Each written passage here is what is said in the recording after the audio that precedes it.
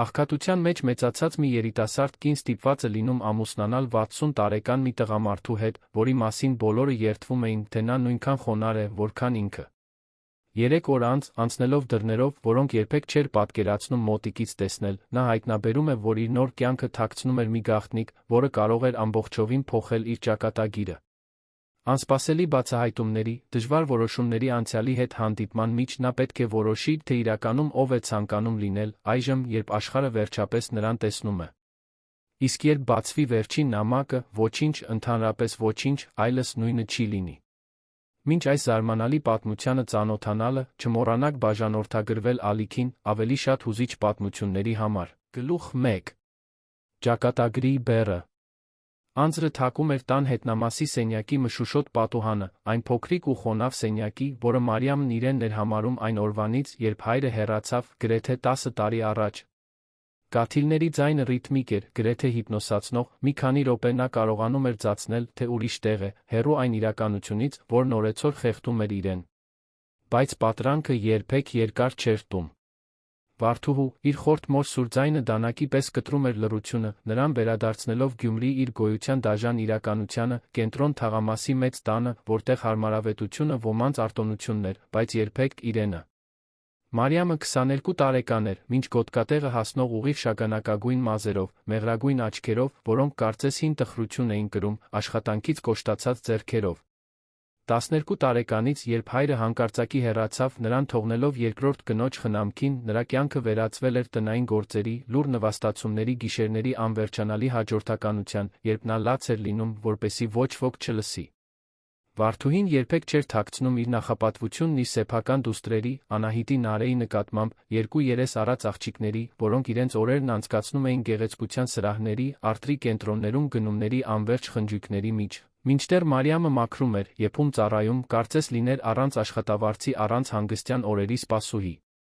Տունը ընդարձակ էր, 3 լայն սենյակներով, թանկարժեք կահույքով զարդարված հյուրասենյակով, ժամանակակից խոհանոցով մի այգով, որը Մարիամն անթերի էր պահում, չնայած երբեք թույլտվություն չուներ այնտեղ նստելու վայելելու իր իսկ աճեցրած ծաղիկները։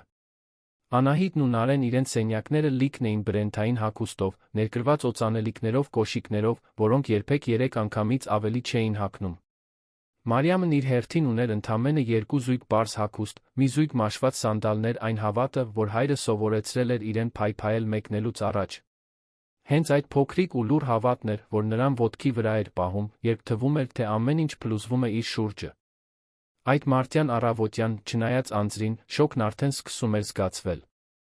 Մարիամն արթնացել էր առավոտյան ժամը 5-ին, ինչպես միշտ, ընտանիքի նախաճաշը պատրաստելու համար։ Մինչ տապակում էր ձվերը տաքացնում նախորդ օրը անկյունի հացի խանութից գնած թարմ հացը, լսեց վարդուհու քայլերի ձայնը, որն իջնում էր աստիճաններով։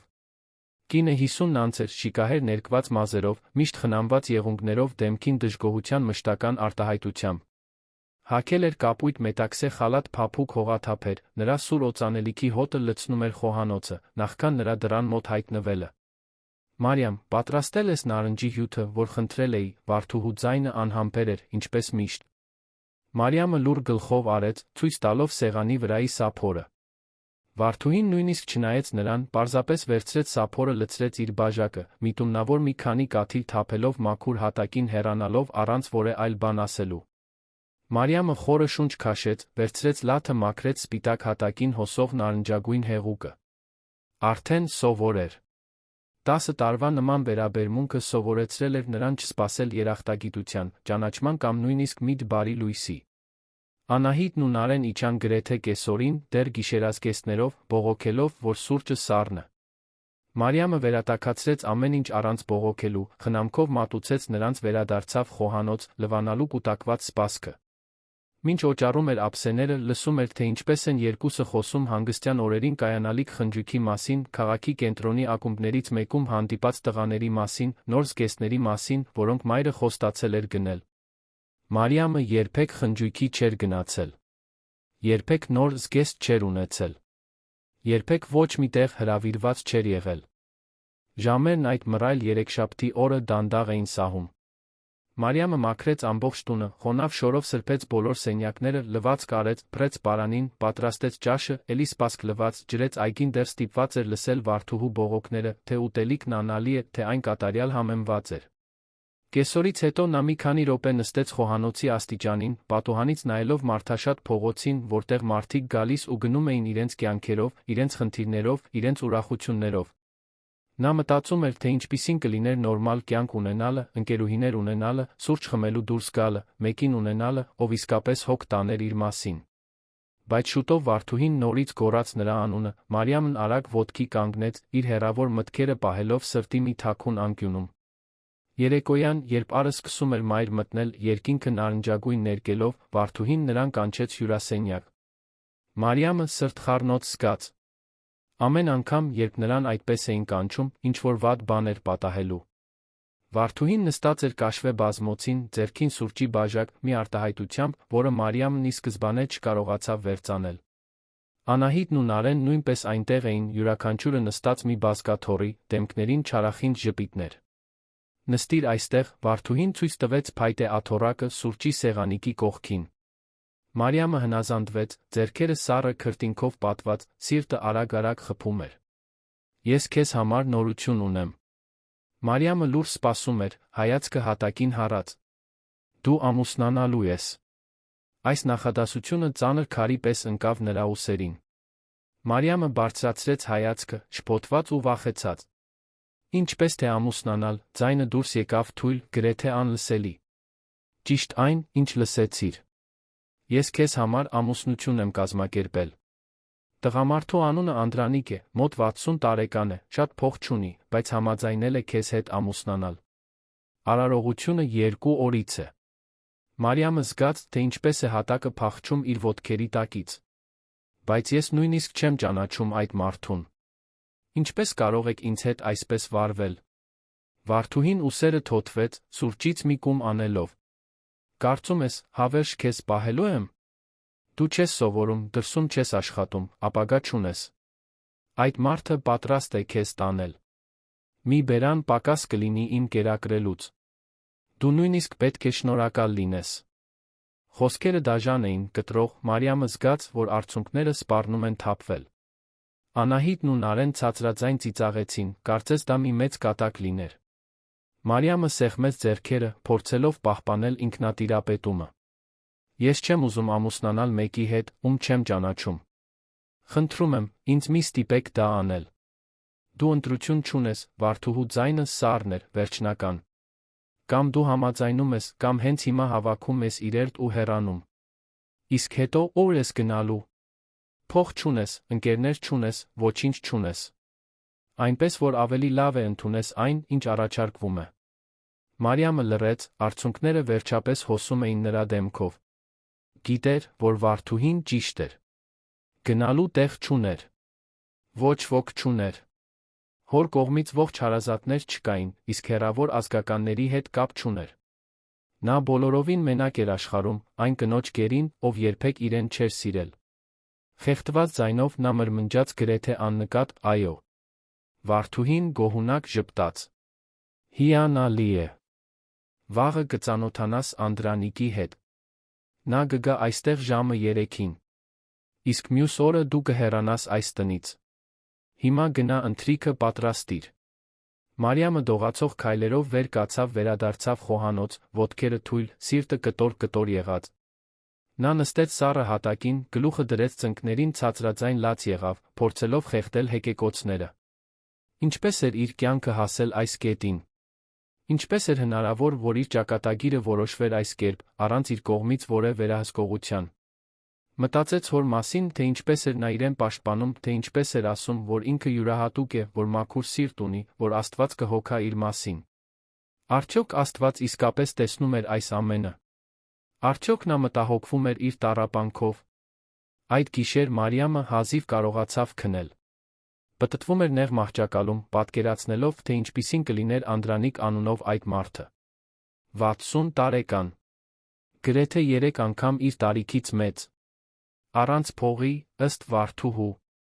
Հավանաբար մեկը, ով անվճար սպասուհու կարիք ուներ, մեկը, ով իր մեջ տեսել էր տունը խնամելու իրեն ծառայելու հնարավորություն։ Այդ միտքը նրան զզվանք էր պատճառում, բայց մինույն ժամանակ տարօրինակ թեթացում էր զգում։ Գոնե կհեռանար այդ տնից։ Գոնե այլս ստիպված չէր լինի հանդուրժել Վարդուհուն նրա դուստրերին։ Գուցե, միայն գուցե, այդ անծանոթի հետ կյանքն այնքան էլ վատ չլիներ, որքան այն, որն ապրում էր այստեղ։ Հաջորդ օրը շատ արագ եկավ։ Մարիամն արթնացավ ստամոքսի խառնվածքով, անկարող լինելով որևէ բան ուտել։ Առավոտն անցկացրեց տունը մաքրելով ինչպես միշտ, բայց միտքը հեռու էր, կորած շփոթված մտքերի անորոշ վախերի մեջ։ Ճիշտ ժամը 3-ին դռան զանգը հնչեց։ Վարդուհին Մարիամին ուղարկեց դուռը բացելու։ Նա հնազանդվեց, ձեռքերը դողում էին, երբ պտտեց բռնակը։ Մյուս կողմում կանգնած էր բարձրահասակ, լայնաթիկունք մի տղամարդ, խնամքով կտրված ճերմակած մազերով ժամանակի հետքերով, բայց անսպասելի հանգստություն հաղորդող դեմքով։ Նա հագել էր պարզ հագուստ, սպիտակ բամբակյա վերնաշապիկ մաշված ջինսե տաբատ, հին, բայց մաքուր կոշիկներ։ Նրա աչքերը մուգ էին, խորը, երբ նայեց Մարիամին, կարծես մի բարություն էին կրում, որը նա չէր սպասում գտնել։ Դուք պետք է Մարիամը լինեք, նրա ձայնը խորն էր, բայց մեղմ։ Իմ անունը Անդրանիկ է։ Հաճելի է ծանոթանալ։ Մարիամը գլխով արեց, չկարողանալով ոչինչ ասել։ Անդրանիկը մտավ տուն, քաղաքավարի, բայց առանց շողոքորթության բարեց Վարդուհուն։ Նստեց հյուրասենյակում, կարճ զրուցեց խորթ մոր հետ, ճշտելով ամուսնության մանրամասները։ Մարիամը կանգնած մնաց դռան կողքին, լուր դիտելով ամեն ինչ։ Անդրանիկը ժամանակ առ ժամանակ նայում էր նրան, ամեն անգամ, երբ նրանց հայացքները հանդիպում էին, նա գրեթե հայրական ձով ժպտում էր, կարծես ուզում էր հանգստացնել նրան։ Մի քանի րոպե անց Վարդուհին ասաց, որ խոհանոցում գործ ունի, երկուսին մենակ թողեց։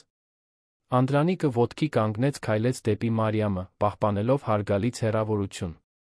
Գիտեմ, որ սա պետք է շատ դժվար լինի ձեզ համար, ասաց նա ցածրաձայն, որպեսզի ուրիշ ոչ ոք չլսի։ Բայց ուզում եմ, որ իմանաք, որ ես երբեք ձեզ չեմ վնասի։ Պետք չէ ինձնից վախենալ։ Ես ընդամենը ուզում եմ, որ դուք ապահով տեղ ունենաք ապրելու։ Մարիամը բարձրացրեց հայացքը, զարմացած այդ խոսքերից։ Նրա ձայնում անկեղծություն կար, մի ազնվություն, որը նա սովոր չէր լսել։ Ինչու եք համաձայնել ինձ հետ ամուսնանալ, հարցրեց նա, ձայնը դեռ դողում էր։ Որովհետև ձեր մեջ տեսա մի բան, որն այսօր քչերն ունեն։ Իսկական բարություն։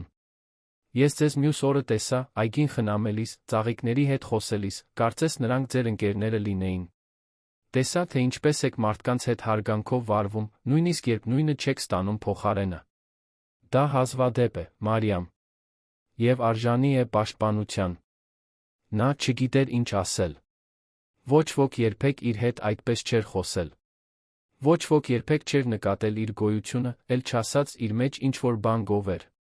Կրծքավանդակում սեղմոտ զգաց մի տարօրինակ հուզմունք, որը չէր կարողանում անվանել։ Անդրանիկը նորից ժպտաց, թեթակի դիպավ նրա ուսին, վերադարձավ հյուրասենյակ, որտեղ Վարդուհին արդեն վերադառնում էր անհամբեր արտահայտությամբ։ Ուրեմն ամեն ինչ պայմանավորված է։ Վաղը, առավոտյան ժամը 10-ին, կգա գում։ Մարիամ, այսօրվանից պատրաստիր իրերդ։ Անդրանիկը գլխով արեց, հրաժեշտ տվեց, դուրս գալուց առաջ վերջին հայացքը գցելով Մարիամի վրա։ Նա կանգնած մնաց այնտեղ, դեռ մարսելով այն ամենը, ինչ տեղի էր ունեցել։ Այդ մարդու մեջ ինչ-որ տարբեր բան կար։ Մի բան, որը բոլորովին չէր համապատասխանում Վարդուհու նկարագրությանը։ Նա հուսահատ չէր թվում։ Չէր թվում մեկը, ով սպասուհու կարիք ուներ։ Նրա մեջ մի առեղծված կար, մի հանգստություն, որը հակասում էր իրավիճակի հրատապությանը։ Այդ գիշեր Մարիամը հավաքեց իր սակավաթիվ իրերը հորը պատկանող հին ճամպրուկի մեջ։ Երկու զույգ հագուստ, մի զույգ սանդալ, մաշված աստվածաշունչ, որը նա տվել էր իրեն տարիներ առաջ, մի լուսանկար, որտեղ նրանք երկուսով էին, երբ ինքը 7 տարեկան էր, միակ ճամփորդության ժամանակ, որը միասին արել էին դեպի Դիլիջան։ Դա այն ամենն էր, ինչ ուներ։ Նայեց շուրջը փոքրիկ սենյակին, որն այսքան տարի եղել էր իր ապաստանն ու բանտը, զգաց թեթացման ու վախի խառնուրդ։ Ինչ էր իրեն սպասում մյուս կողմում։ Ավելի լավ, թե ավելի վատ։ Իմանալու միջոց չկար։ Պարզապես վստահում էր, որ ինչ-որ կերպ Աստված իրեն բոլորովին չէր լքել։ Ամուսնության առավոտը եկավ սառը ամպամած։ Մարիամը հագավ իր միակ զգեստը, բաց կապույտ գործվածքից պարզ մի զգեստ, մազերը հավաքեց ցածր պոչով։ Ոչ ծաղիկներ կային, ոչ հյուրեր, ոչ ուրախություն։ Վարդուհին նույնիսկ չնեղվեց գնալ քկակ, ուղարկելով միայն Անահիտին, որպես վկա ծառայելու։ Անդրանիկը ժամանակին ժամանեց, հագած նույն տեսակի պարզ հագուստ, ժպտաց, նրան տեսնելով։ Արարողությունը արագ էր, բյուրոկրատական, առանց հուզմունքի։ Քկագի աշխատակիցը կարդաց պայմանները, նրանք ստորագրեցին փաստաթղթերը, 15 րոպեից էլ քիչ ժամանակում Մարիամը պաշտոնապես ամուսնացած էր մի մարդու հետ, ում ճանաչում էր ընդամենը 1 օր։ Քկագից դուրս գալով, Անդրանիկը նրան ուղեկցեց դեպի մի հին մեքենա, սպիտակ ժիգուլի, թափքի վրա մի քանի փոսերով։ Մարիամը նստեց արջի նստատեղին, ճամպրուկը դնելով հետի նստարանին։ Անդրանիկը միացրեց շարժիչը, նրանք սկսեցին հեռանալ քաղաքի այդ մասից։ Նա նայում էր պատուհանից, տեսնելով, թե ինչպես են իրեն ծանոթ փողոցները անհետանում, փոխարինվելով այլ փողոցներով, որոնք երբեք չէր տեսել։ Տարօրինակ կերպով հանգիստ էր զգում, կարծես լողում էր մի տարօրինակ երազում, առանց սեփական մարմնի նկատմամբ վերահսկողության։ Գրեթե 1 ժամ ճանապարհորդությունից հետո նրանք հասան ավելի հեռավոր թաղամաս, մի պարզ շրջան, փոքրիկ տներով, սալահատակ փողոցներով։ Անդրանիկը կայանեց մի հարկանի, սպիտակ ներկված տան դիմաց, փոքրիկ պատշգամբով առջում գունավոր ծաղիկներով լի այգով։ Մարիամը իջավ մեքենայից, դիտեց տեղը։ Այն համեստ էր, բայց այնտեղ ինչ-որ ջերմ բան կար, մի բան, որ իր նախկին տունը երբեք չուներ, չնայած ողջ շքեղությանը։ Բարի գալուստ, Անդրանիկը վերցրեց նրա ճամպրուկը, բացեց տան դուռը։ Ներսը պարզ էր, բայց մաքուր կոկիկ։ Փոքրիկ հյուրասենյակ, երկտեղանոց բազմոցով, սուրճի սեղանիկով, գրքերով, դարակաշարով, հին հեռուստացույցով։ Խոհանոցը միացված էր, սպիտակ պահարաններով, կլոր փայտե սեղանով։ 2 դուռ կար, մեկը տանում էր դեպի լոգարան, մյուսը դեպի ննջասենյակ։ Մարիամը դանդաղ քայլեց, դիտելով յուրաքանչյուր մանրուք։ Ամեն ինչ անթերի մաքուր էր, պատուհանագոգի բույսերը, լավ խնամված, գրքերը, դասավորված ըստ չափսի։ Այդ վայրում խաղաղության զգացում կար, մի հանգստություն, որը նա վաղուց չէր զգացել։ Սա այժմ քո տունն է լինելու, ասաց Անդրանիկը, նրա ճամպրուկը դնելով հատակին։ Կարող ես քեզ ազատ զգալ։ Պետք չէ անել որևէ բան, որը չես ուզում։ Պետք չէ վախենալ։ Պարզապես ապրիր, Մարիամ։ Պարզապես եղիր ինքդ քեզ։ Նա նայեց նրան, դեռ լիովին չհասկանալով, թե ինչ է կատարվում։ Բայց իր ներսում ինչ-որ բան, մի փոքրիկ գրեթե մոռացված ձայն, շնջաց, որ գուցե, միայն գուցե, սա ինչ-որ տարբեր բանի սկիզբն էր։ Մի բան, որը նա դեռ չէր կարողանում անվանել, բայց որը ստիպում էր իր սրտին մի փոքր ավելի դանդաղ, մի փոքր ավելի հուսադրող խփել։ Անդրանիկը երկուսի համար թեյ պատրաստեց, նրանք նստեցին պատշգամբում, դիտելով, թե ինչպես է երեկոն իջնում հանգիստ թաղամասի վրա։ Նա անտեղի հարցեր չտվեց, նրանից ոչինչ չպահանջեց։ Պարզապես խոսեցին պարզ բաների մասին, այգու ծաղիկների, եղանակի, մոտակա ծառերի վրա երգող թռչունների մասին։ Մարիամը, քիչ-քիչ, զգաց, թե ինչպես են մկանները թուլանում, ուսերին կրած լարվածությունը մի փոքր նվազում։ Երբ գիշերն իջավ, Անդրանիկը ցույց տվեց նրան սենյակը, փոքր, բայց հարմարավետ տարածք, երկտեղանոց մահճակալով, սպիտակ վերմակով ծածկված, պարզ զգեստապահարանով մի պատուհանով, որը նայում էր տան հետնաբակին, որտեղ ավելի շատ ծաղիկներ կային։ Սա քո սենյակն է։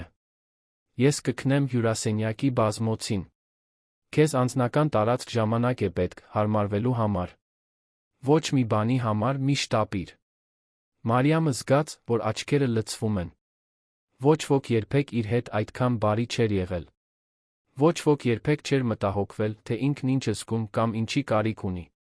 Շնորհակալություն, միայն դա կարողացավ ասել, ձայնը խեղդված։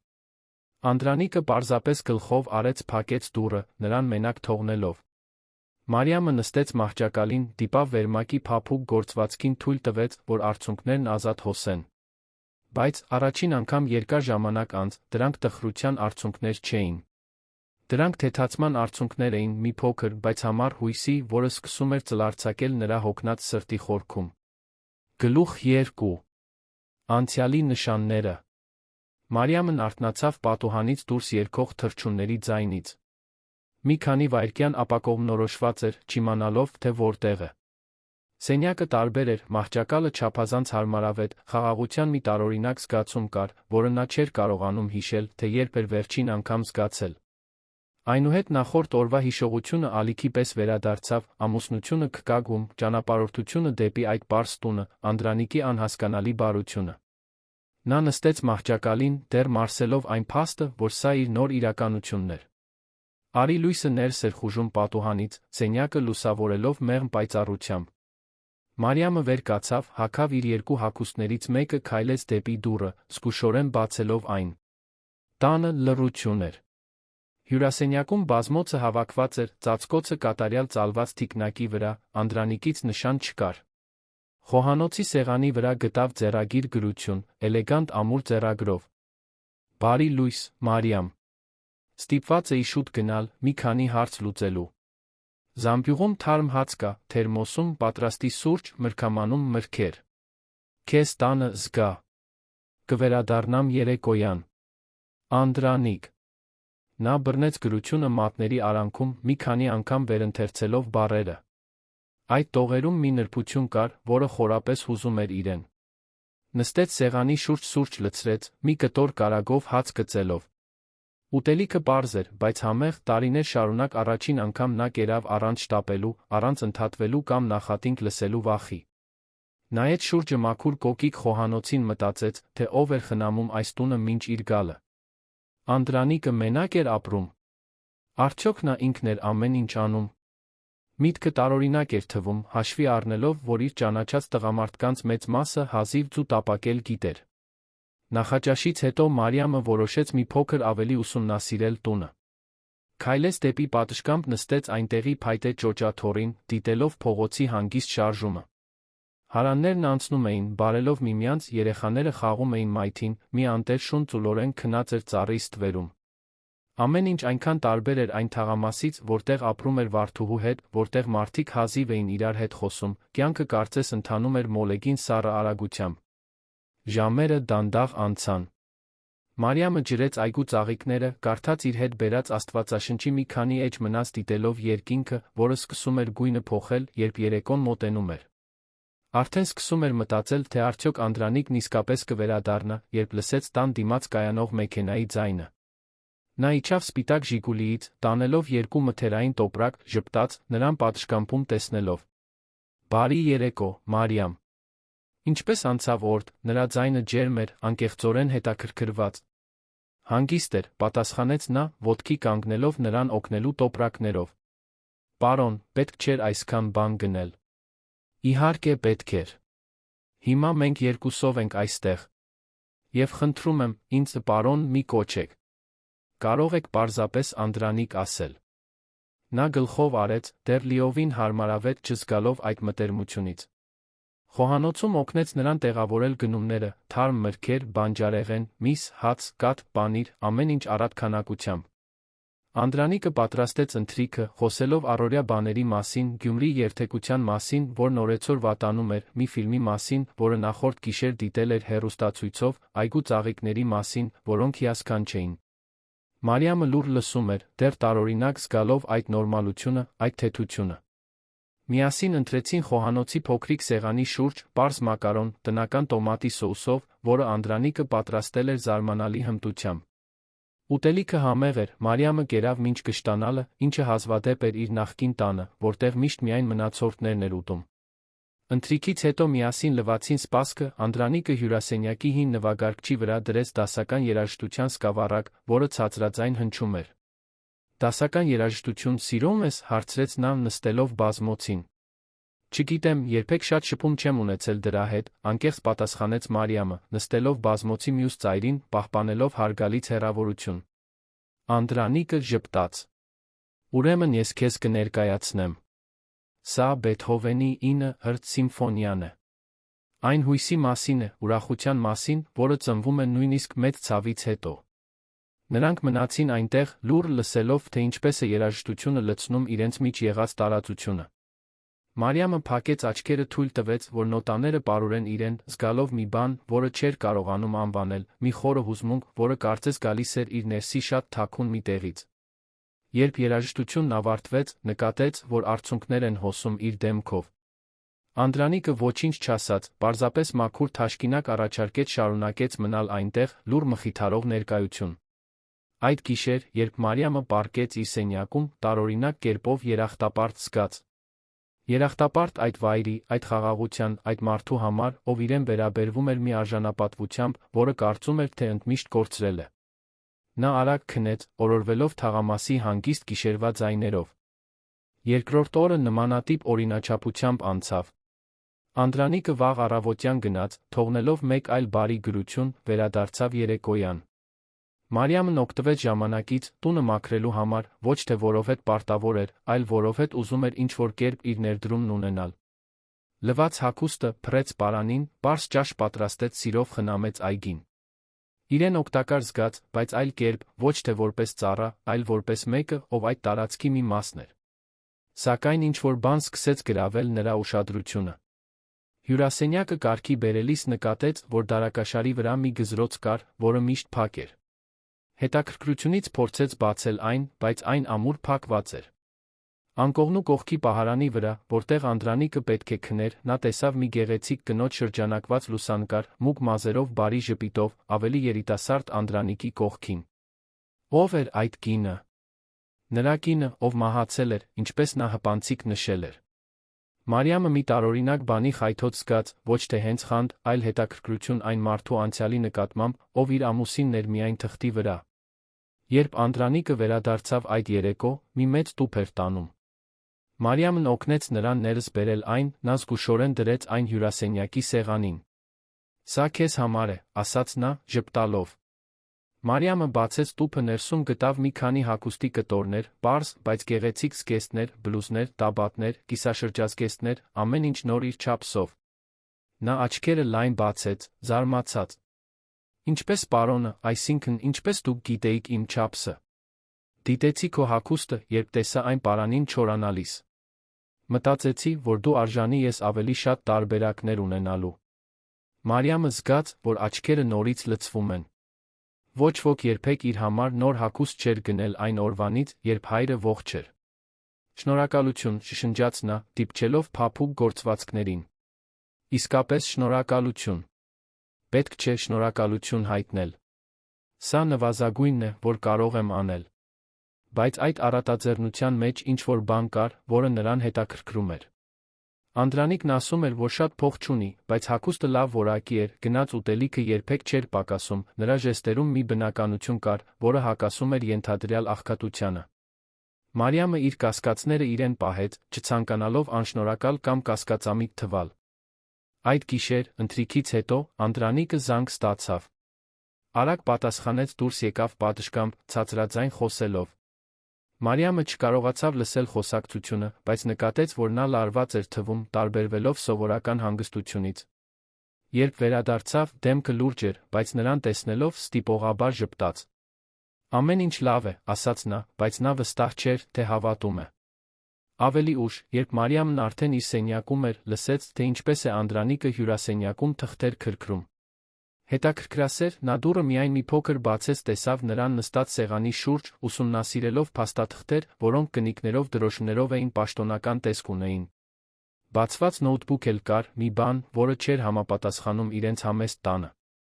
Նա արագ տպում էր, մի մարդու կեցվածքով, ով սովոր էր բարդ հարցեր լուծելուն։ Մարիամը դանդաղ փակեց դուռը, սիրտը արագ-արագ խփում էր։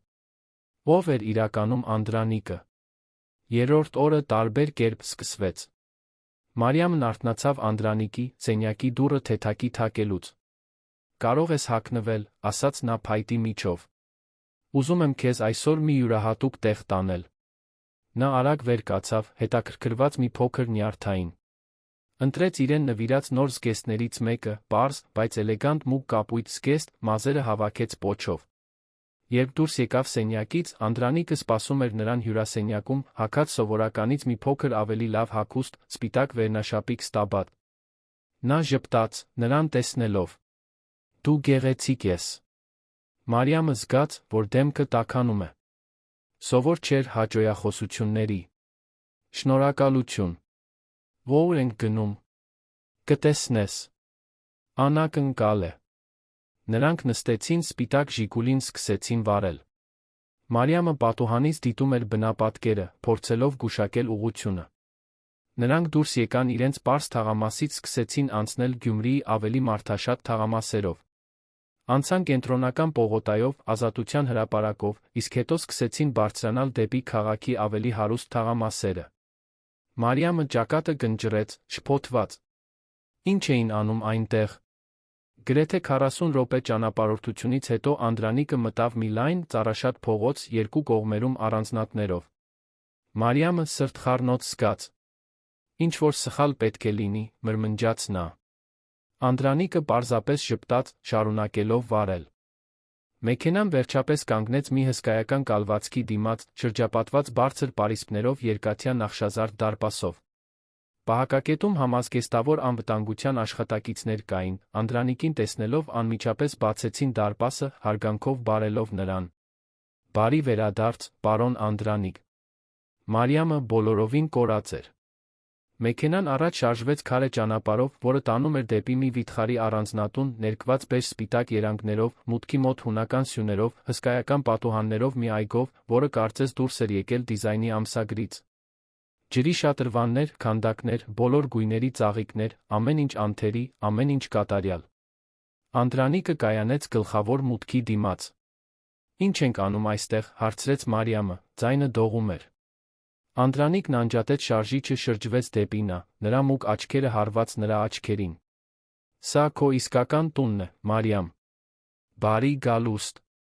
Նա չէր կարողանում մարսել բառերը։ Իր իսկական տունը։ Դա ոչ մի իմաստ չուներ։ Անդրանիկը իջավ մեքենայից, քայլեց դեպի նրա կողմը, բացելով դուռը մեկնելով ձեռքը։ Նա ընդունեց, դողացող ոտքերով դուրս եկավ, շուրջը նայելով, կարծես մի տարօրինակ երազում լիներ։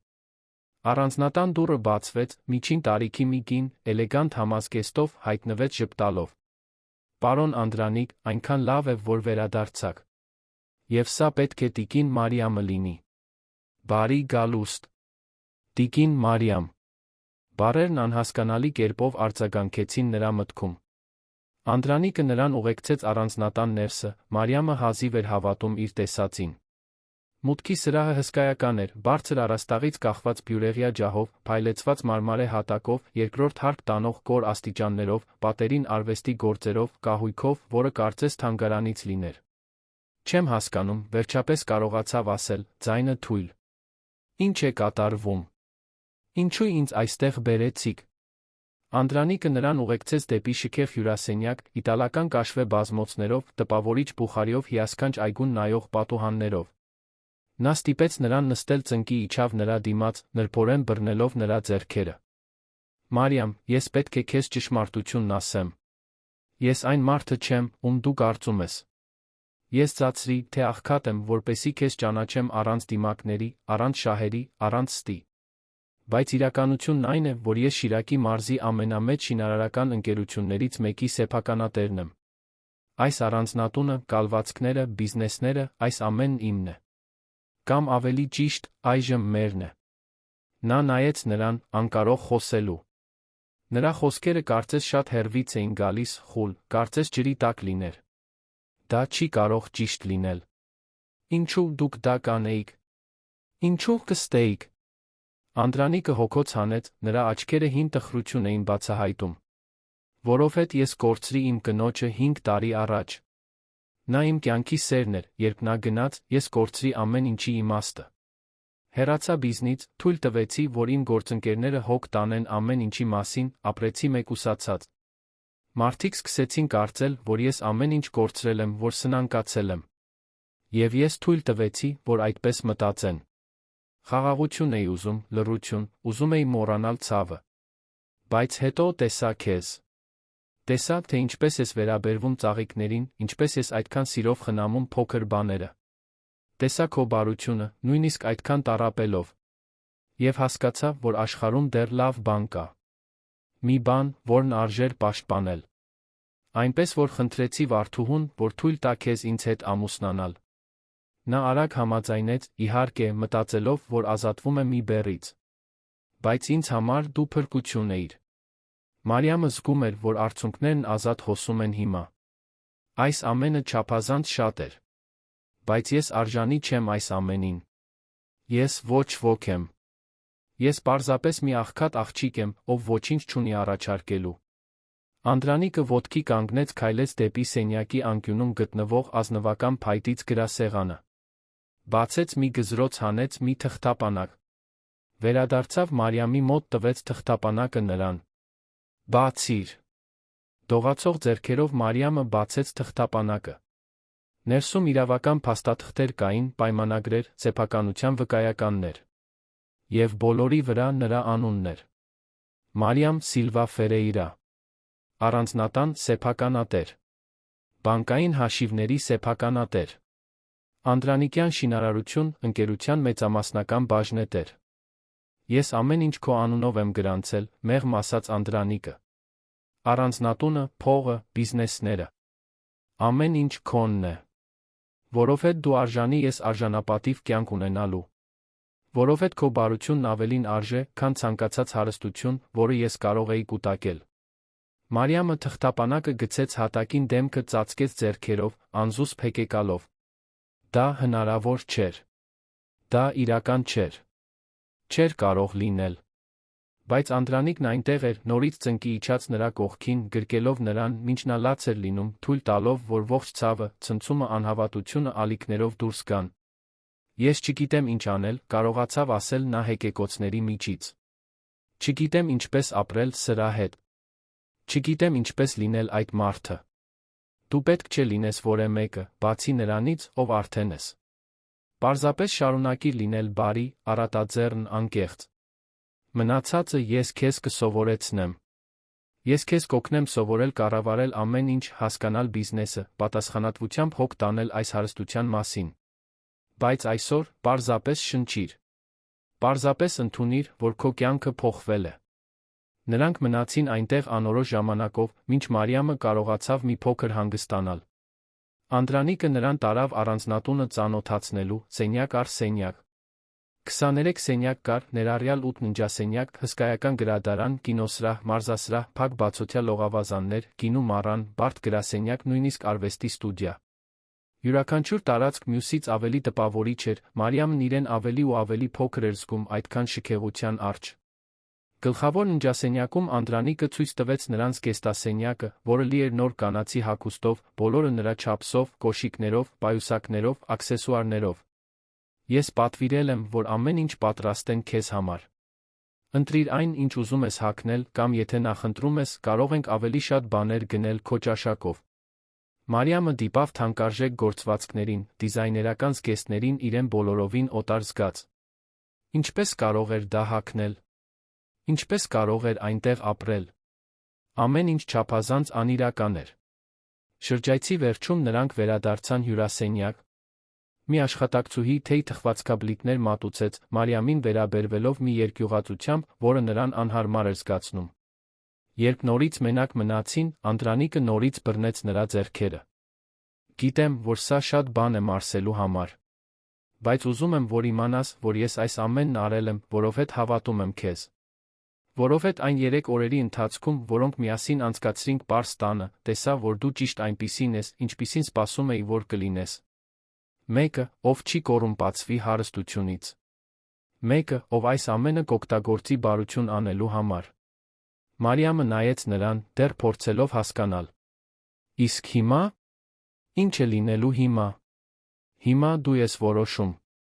Եթե ուզում ես մնալ այստեղ, սա քո տունն է։ Եթե ուզում ես վերադառնալ պարզ տունը, կարող ենք դա էլ անել։ Կարևորն այն է, որ դու իմանաս, որ ազատ ես։ Ազատ ընտրելու, ազատ ապրելու, ազատ երջանիկ լինելու։ Բայց հենց այդ պահին Անդրանիկը ոտքի կանգնեց, նորից քայլեց դեպի գրասեղանը։ Վերցրեց մի սպիտակ ծրար, վերադարձավ նրա մոտ։ Կաս մի բան, որ պետք է քեզ ասեմ։ Եվ պետք է, որ դու սա կարդաս, երբ ես արդեն գնացած լինեմ։ Գնացած, կրկնեց Մարիամը, սիրտը արագ-արագ խփելով։ Ո՞ւր եք գնում։ Ես պետք է երկար ճանապարհորդության մեկնեմ։ Գուցե շատ երկար։ Բաներ կան, որ պետք է լուծեմ, տեղեր, որտեղ պետք է լինեմ։ Հիմա չեմ կարող քեզ ամեն ինչ բացատրել, բայց մի օր դու կհասկանաս։ Տունը, փողը, բիզնեսները, ամեն ինչ քո անունով է։ Իմ փաստաբանները քեզ կօգնեն ցանկացած հարցում, որի կարիքը կունենաս։ Բայց ես պետք է գնամ։ Ոչ, Մարիամը կտրուկ ոտքի կանգնեց։ Դուք չեք կարող պարզապես գնալ։ Ինչու եք դա անում։ Ինչու ինձ այս ամենը տվեցիք, եթե լքելու եք ինձ։ Սա լքում չէ, Մարիամ։ Սա ազատագրում է։ Դու բանտարկված էիր մի կյանքում, որը քոնը չէր։ Հիմա ազատ ես կառուցելու այն ապագան, որին արժանի ես։ Եվ ես էլ պետք է ազատ լինեմ։ Ազատ ինձ հետապնդող հիշողություններից։ Ազատ խաղաղություն գտնելու համար։ Նա ծրարը դրեց նրա ձեռքերին, նրբորեն համբուրեց նրա ճակատը, քայլեց դեպի դուռը։ Մարիամը կանգնած մնաց այնտեղ, բռնած ծրարը, չկարողանալով մարսել, թե ինչ է կատարվում։ Անդրանիկ, խնդրում եմ, կանչեց նա, բայց նա պարզապես վերջին անգամ շրջվեց, տխուր ժպտաց դուրս եկավ։ Նա լսեց մեքենայի շարժիչի միանալու ձայնը, հեռացող շարժիչի ձայնը, հետո լռությունը։ Մի ծանր լռություն, լի անպատասխան հարցերով։ Դողացող ձեռքերով Մարիամը բացեց ծրարը, հանեց ներսի նամակը։ Անդրանիկի էլեգանտ ձեռագիրը լցնում էր էջը։ Գլուխ 3։ Վերացնունդ։ Մարիամը երկու ձեռքով բռնեց նամակը, աչքերը վազում էին Անդրանիկի ամուր ձեռագրով գրված յուրաքանչյուր բառի վրայով։ Շքեղ հյուրասենյակը նրա շուրջը անիրական էր թվում, ֆիլմի տեսարան, որտեղ նա ընդամենը մի իմպրովիզացնող դերասանուհի էր, որը չգիտեր իր տեքստը։ Բայց նամակի բառերն իրական էին, շոշափելի, յուրաքանչյուր տող ալիքի պես հարվածում էր նրան։ Սիրելի Մարիամ, եթե կարդում ես սա, նշանակում է, ես արդեն գնացել եմ։ Գիտեմ, որ պետք է շփոթված, վախեցած, գուցե նույնիսկ ինձնից բարկացած լինես։ Եվ դու լիովին իրավունք ունես այդ ամենը զգալու։ Բայց պետք է հասկանաս, որ ես այս ամենը չեմ արել խղճահարությունից կամ բարեգործությունից դրդված։ Արել եմ, որովհետև քո մեջ տեսա մի բան, որը մարդկանց մեծամասնությունը ամբողջ կյանքում փնտրում է՝ իսկություն։ Մի աշխարհում, որտեղ բոլորը դիմակներ են կրում, դու ջրի պես թափանցիկ էիր։ Մի հասարակությունում, որը տարված է փողով կարգավիճակով, դու ծաղիկներ էիր աճեցնում, ժպտում անծանոթներին, ոչինչ չսպասելով փոխարենը։ Երբ իմ կինը Հեղինեն հեռացավ, մտածեցի, որ իմ կյանքն ավարտվեց։ Մենք 30 տարի միասին անցկացրինք, ամեն ինչ միասին կառուցեցինք, երբ նա գնաց, հասկացա, որ այլս չգիտեմ, թե ով եմ առանց նրա։ Թողեցի բիզնեսը, հեռացա մարդկանցից, ապրեցի ուրվականի պես։ Բայց իմ ներսում ինչ-որ բան գիտեր, որ պետք է նորից նպատակ գտնեմ։ Եվ հետո տեսա քեզ, խնամելիս այն այգին, կարծես յուրաքանչյուր ծաղիկ գանձ լիներ, տանելով վարդուհու դաժանությունը մի արժանապատվությամբ, որը կոտրեց իմ սիրտը։ Որոշեցի, որ իմ վերջին առաքելությունը կլինի քեզ տալ այն հնարավորությունը, որը երբեք չես ունեցել։ Ոչ թե դատարկ շքեղության կյանք, այլ հնարավորություն աշխարհում փոփոխություն մտցնելու։ Որովհետև գիտեմ, սրտիս խորքում, որ դու այս հարստությունը կօգտագործես բարության համար։ Կօգտագործես օգնելու մարդկանց, ովքեր տառապել են, ինչպես դու ես տառապել։ Կօգտագործես հույս սերմանելու այնտեղ, որտեղ միայն հուսահատություն կա։ Ինչ վերաբերում է ինձ, ես պետք է ճանապարհորդության մեկնեմ։ Մի ճանապարհորդության, որը Հեղինեն խնդրել էր ինձ անել մեկնելուց առաջ, բայց որը երբեք չեմ համարձակվել սկսել։ Պետք է այցելեմ այն վայրերը, որոնք խոստացել էինք միասին տեսնել, պետք է հաշիվներս մաքրեմ իմ անցյալի հետ, պետք է խաղաղություն գտնեմ։ Չգիտեմ, թե որքան կտի։ Գուցե ամիսներ, գուցե տարիներ։ Գուցե երբեք չվերադառնամ։ Բայց իմացիր, որ որտեղ էլ լինեմ, քեզ համար ուրախ կլինեմ։ Հոգ տար քո էությանը, Մարիամ։ Թույլ մի տուր, որ հարստությունը քեզ վերածի մեկի, ով դու չես։ Շարունակի լինել այն աղջիկը, որը խոսում էր ծաղիկների հետ։ Շարունակի լինել այն կինը, որը գեղեցկություն է տեսնում պարզ բաների մեջ։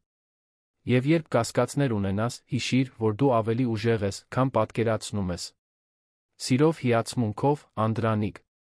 Մարիամի արցունքները թափվեցին թղթի վրա, թեթակի լղոզելով թանակը։ Նա երկու անգամ կարդաց նամակը, փորձելով յուրացնել յուրաքանչյուր բառ, յուրաքանչյուր զգացմունք, որ Անդրանիկը դրել էր այնտեղ։ Այդ տողերում հրաժեշտ կար, բայց նա այնքան մեծ վստահության խոստում, որը նրան վախեցնում էր։ Ինչպես կարող էր նա, առանց պաշտոնական կրթության, առանց փորձի մի աղջիկ, կառավարել մի գործարար կայսրություն։ Ինչպես կարող էր համապատասխանել նրա սպասելիքներին։ Հաջորդող օրերը հույզերի սովորելու պտտահողմ էին։ Բժիշկ Մարտիրոսը, Անդրանիկյան ընտանիքի փաստաբանը, հաջորդ առավոտյան հայտնվեց օգնականների թիմով։ Նա միջին տարիքի տղամարդ էր, ոսկե շրջանակով ակնոցներով անթերի կոստյումով, բայց նրա վարքագիծը զարմանալիորեն բարի էր։ Նա Մարիամին բացատրեց բոլոր իրավական մանրամասները, բանկային հաշիվները, որոնք այժմ նրա անունով էին, անշարժ գույքը, ընկերության բաժնետոմսերը, ներդրումները։ Թվերն այնքան մեծ էին, որ նա հազիվ էր կարողանում հասկանալ։ Տիկին Մարիամ, Անդրանիկյան շինարարությունն ու ընկերությունը ներկայումս ունի 240 անմիջական աշխատակից, 12 շինարարական նախագիծ Գյումրիում հարակից շրջաններում, տարեկան մոտավորապես 80 միլիոն դրամի շրջանառություն։ Պարոն Անդրանիկը ամեն ինչ թողել է կատարյալ աշխատող վիճակում, իրավասու կառավարիչների թիմով։ Ձեր գործառույթը ամեն ինչ միայնակ անելը չէ, այլ սովորելը անհրաժեշտության դեպքում ռազմավարական որոշումներ կայացնելը։ 80 միլիոն։ Մարիամը հազիվ էր պատկերացնում, թե դա որքան գումար է։ Իրեն զգում էր երեխայի պես, որին տիեզերանավ էին նվիրել, չիմանալով ինչպես միացնել շարժիչները։ Բայց բժիշկ Մարտիրոսը համբերատար էր, նրան ծանոթացրեց ընկերության կառավարիչներին, հաշվապահին, ֆինանսական տնօրենին, գլխավոր ինժեներին։ Բոլորը նրան հարգանքով էին վերաբերվում, թե նա նկատում էր ոմանց աչքերում թաքնված թերահավատությունը։ 22 տարեկան մի աղջիկ, առանց որևէ փորձի, այժմ ամեն ինչի տերն էր։ Բնական էր, որ կասկածում էին։ Առաջին շաբաթների ընթացքում Մարիամն առավոտներն անցկացնում էր անվերջ հանդիպումներում, սովորելով դրամական հոսքերի, շինարարության ժամանակացույցերի, մատակարարների, պայմանագրերի մասին։ Կեսօրից հետո սովորում էր տանը, կարդալով կառավարման գրքեր, որոնք բժիշկ Մարտիրոսը տրամադրել էր, դիտելով առցանց տեսանյութեր բիզնեսի կառավարման մասին, ամեն ինչ գրի առնելով տետրերում, որոնք կուտակվում էին գրասենյակի սեղանի վրա։ Ուշ էր քնում, հոգնած, բայց նպատակի տարօրինակ զգացումով։ Նա ինչ-որ բան էր կառուցում։ Նա փոխվում էր։ Առանձնատունը, որն ի սկզբանե վախեցնող էր թվում իր չափերով շքեղությամբ, աստիճանաբար հարազատ դարձավ։ Տիկին Շուշանը, տնտեսուհին, պարզվեց, որ իմաստուն մայրական կին է, միշտ պատրաստ օգնելու Մարիամին ցանկացած հարցում։ Նա էր, որ նոր տիրուհուն սովորեցրեց կողմնորոշվել այդքան մեծ տուն կառավարելու բարդության մեջ, վարվել աշխատակիցների հետ, ընտրել յուրաքանչյուր առիթի համար հարմար հագուստ։ Դու բարի սիրտ ունես, աղջիկս, հաճախ էր ասում նա։ Դա ավելին արժե, քան ցանկացած դիպլոմ։ Բայց խորը մենակության պահեր էլ էին լինում։ Գիշերներ, երբ Մարիամը քայլում էր առանձնատան դատարկ միջանցքներով, մտնելով այն սենյակը, որը եղել էր Անդրանիկի Հեղինեի սենյակը, նայելով նրանց լուսանկարներին, որոնք ցրված էին դարակների վրա։ Հեղինեն իսկապես գեղեցիկ էր, աչքերով, որոնք կարծես ծիծաղում էին նույնիսկ հին լուսանկարներում։ Մարիամը բռնում էր իրեն այդ պատկերի հետ խոսելիս, խորհուրդներ հարցնելիս, թե արդյոք ամեն ինչ ճիշտ է անում։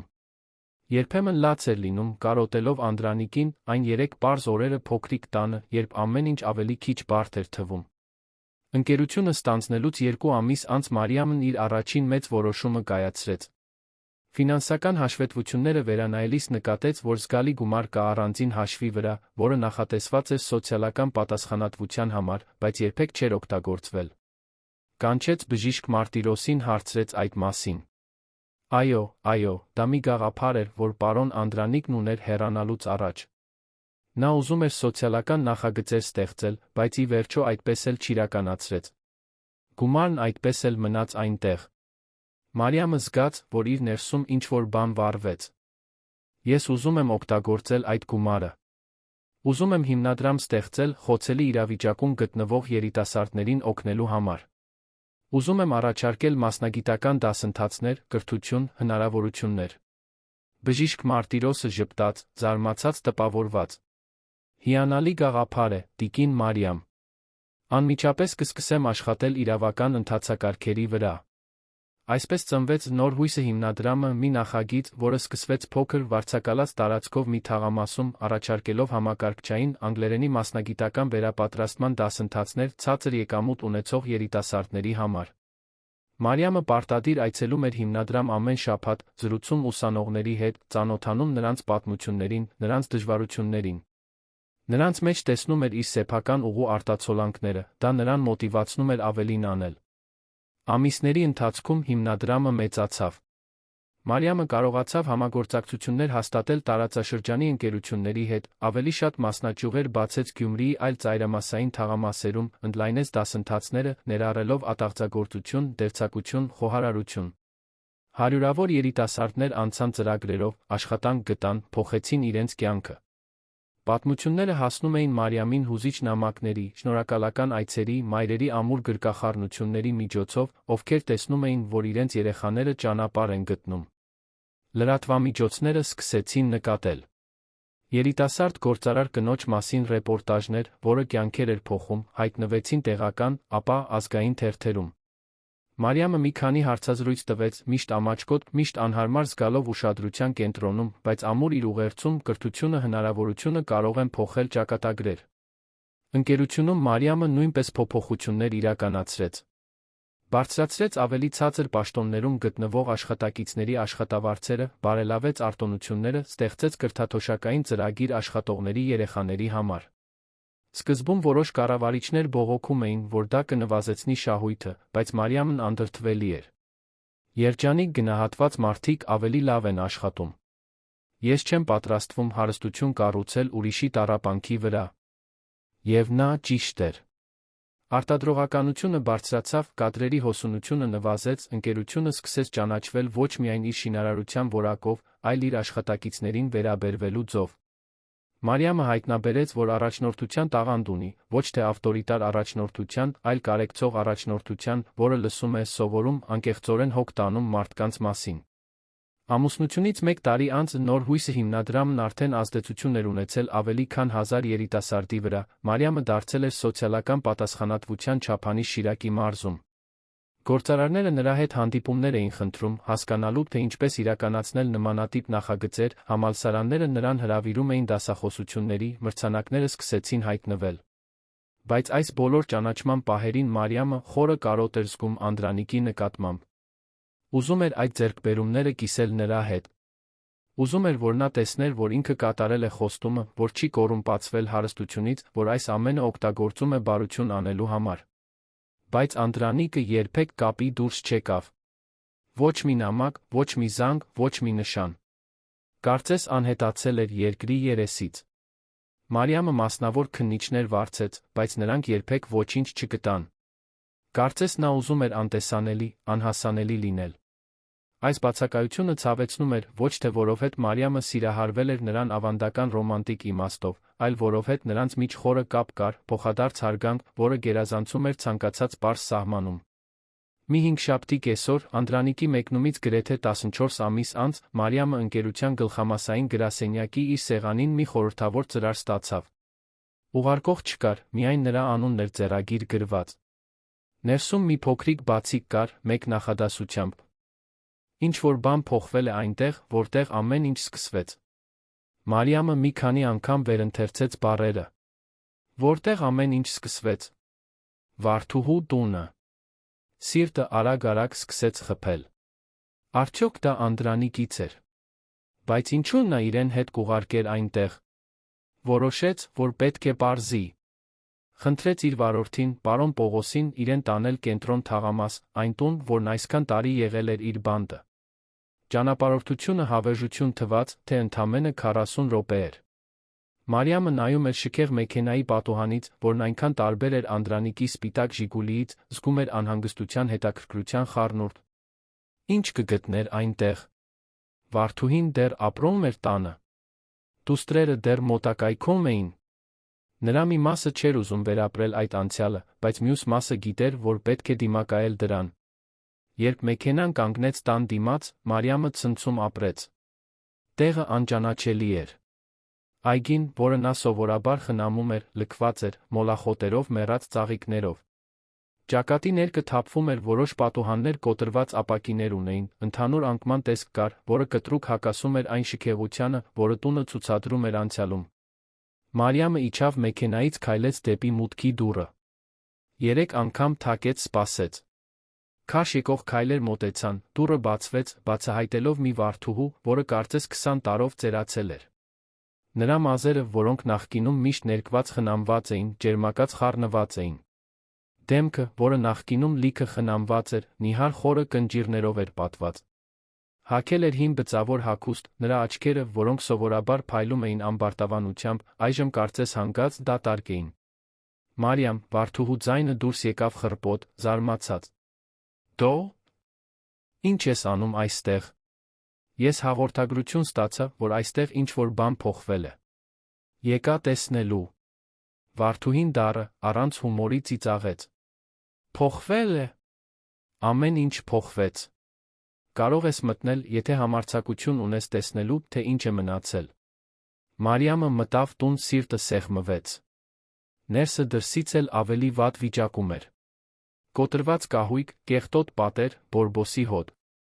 Հյուրասենյակը, որը նախկինում շքեղությամբ էր զարդարված, այժմ գրեթե դատարկ էր, միայն հին, պատրված բազմոցով մի փոքրիկ հեռուստացույցով, որը թարթում էր աղավաղված գույներով։ Ինչ է պատահել, հարցրեց Մարիամը, իսկապես ցնցված։ Վարդուհին ծանր նստեց բազմոցին, ժեստ արեց, որ Մարիամը նույնպես նստի, բայց նա նախընտրեց կանգնած մնալ։ Կյանքը պատահեց։ Քո գնալուց հետո ամեն ինչ սկսեց փլուզվել։ Ընտանեկան բիզնեսը, որը ոսկերչական խանութ էր, սնանկացավ։ Պարզեցի, որ իմ գործընկերը տարիներ շարունակ գումար էր յուրացնում։ Ամեն ինչ կորցրի։ Անահիտն ու Նարեն, քո սիրելի խորտ քույրերը, գնացին, հենց որ փողը վերջացավ։ Ամուսնացան այլ քաղաքների տղաների հետ, այլս չվերադարձան։ Հազիվ են զանգում իմանալու, ողջ եմ, թե ոչ։ Վարդուհու ձայնում խորը դառնություն կար, բայց նա մի զղջում, որը Մարիամը կարողանում էր զգալ։ Ես արժանի էի այս ամենին, շարունակեց կինը, նայելով իր ձեռքերին։ Ես քեզ աղբի պես վերաբերվեցի։ Ստիպեցի քեզ ամուսնանալ մի անծանոթի հետ, միայն թե քեզնից ազատվեմ։ Երբեք քեզ քնքշություն չտվեցի, երբեք քեզ ոչինչ չտվեցի, բացի տառապանքից։ Եվ հիմա ես այստեղ եմ, մենակ, առանց ոչնչի, մինչդեռ դու։ Նա կանգ առավ, առաջին անգամ նայելով Մարիամին խոսել սկսելուց հետո։ Մինչդեռ դու դարձար այս հիանալի կինը, որը թերթերում է հայտնվում, որն օգնում է հազարավոր մարդկանց, որն ունի այն ամենը, ինչ ես միշտ ուզել եմ, երբեք չեմ կարողացել ունենալ։ Հեգնանքը դաժան է, այնպես չէ՞։ Մարիամը զգաց զգացմունքների բարդ խառնուրդ։ Նրա մի մասը ուզում էր բավարարվածություն զգալ, ճակատագրի արդարության քաղցր վրեժ։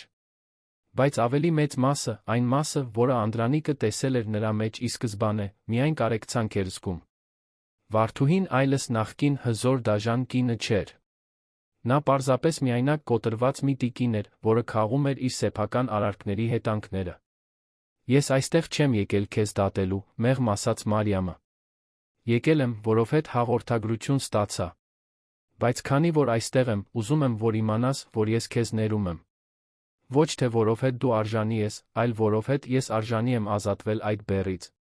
Չարություն պահելը նման է թույն խմելուն սպասելուն, որ մյուս մարդը մեռնի։ Վարդուհին բարձրացրեց հայացքը, զարմացած։ Դու ինձ ներում ես։ Այս ամենից հետո։ Ներում եմ։ Եվ դրանից ավելին, ուզում եմ օգնել քեզ նորից սկսել։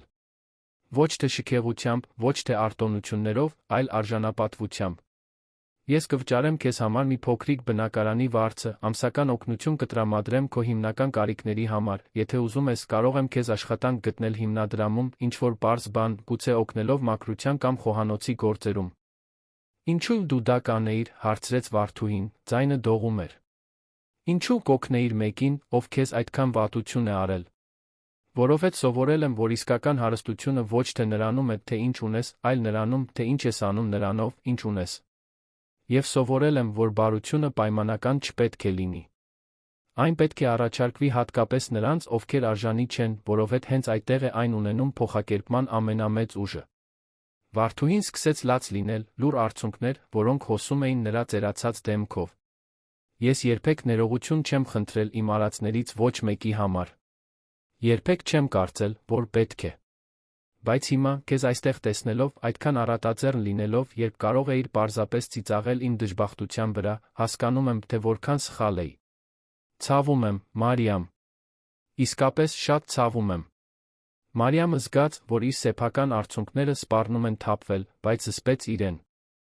Ես ընդունում եմ քո ներողությունը։ Եվ հուսով եմ, որ դու այս երկրորդ հնարավորությունը կօգտագործես ավելի լավ մարդ դառնալու համար։ Երբեք ուշ չէ փոխվելու համար։ Նա դուրս եկավ տնից սիրտը ավելի թեթ, քան սպասում էր։ Այդ այցը Վարդուհու մասին չէր։ Այն իր մասին էր, ապացուցելու, որ կարող է դիմակայել իր անցյալին, առանց դրանից ոչնչանալու, որ կարող է շնորհք առաջարկել այնտեղ, որտեղ նախկինում միայն ցավ կար։ Մեքենայում առանձնատուն վերադառնալու ճանապարհին Մարիամը նայեց պատուհանից, մտածեց Անդրանիկի մասին։ Արդյոք նա ինչ-որ կերպ կազմակերպել էր դա։ Արդյոք խորհրդավոր հաղորդագրությունը նրանից էր եկել։ Կցանկանար, որ կարողանար նրան պատմել այդ հանդիպման մասին, թե ինչպես էր կարողացել ներել, թե ինչպես էր կատարում իր էությունը պահպանելու խոստումը։